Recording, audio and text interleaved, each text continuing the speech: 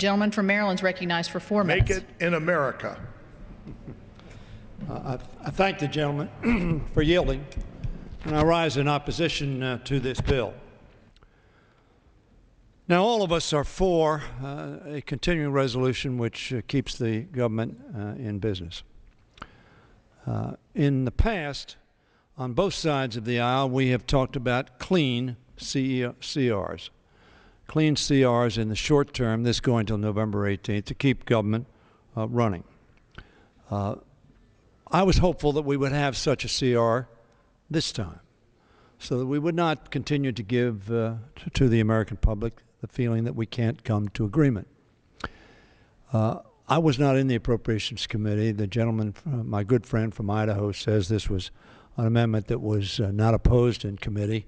I don't know whether Mr. Price would agree with that. I don't know what the facts on that were, but let me say this.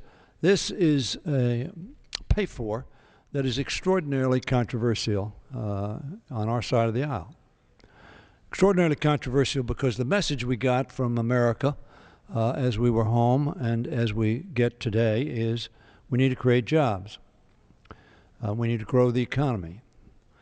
We perceive on this side of the aisle as having selected a pay-for, which, by the way, pay-for FEMA disaster aid, as I understand it from staff, has never happened before.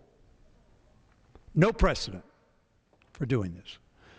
And let me give you an example that we all understand. Your water heater goes out at 2 a.m. in the morning. Your family's going to get up the next day and they need to take a shower. They need to get ready for, and you need a water heater right away. So what do? You go out and buy the water heater. What do? You charge it. Because it's an emergency, you've got to get it online. We have a lot of people who have suffered an emergency assault by hurricane, by a tornado, by fire, by earthquake, and they need help now.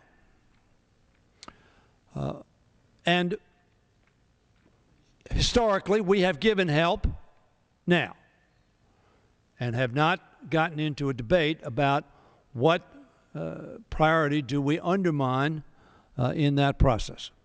We respond to the true emergency. Now, we've had a lot of emergencies, and Mr. Rogers and I have been here a long time that were not really emergencies. We claimed they were emergencies, so we didn't have to pay for them under our rules. But there is no one, I think, in this body or in this country who doesn't believe that Irene caused a legitimate emergency.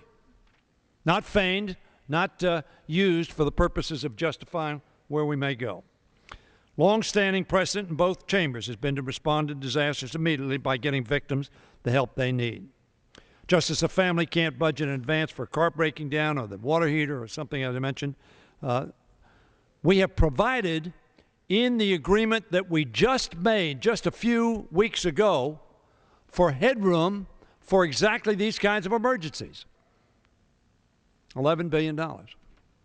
However, we did not provide that for 2011, but again, 2011 is when the emergency occurred and when the money is needed now.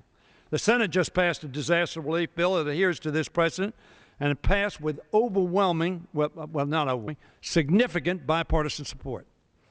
Unfortunately, Republicans here insist on breaking with this common sense precedent and with their colleagues in the Senate and demand that responding to an emergency be offset by cutting elsewhere. Now, again, let me precisely say on emergency, FEMA funding directed at disaster relief.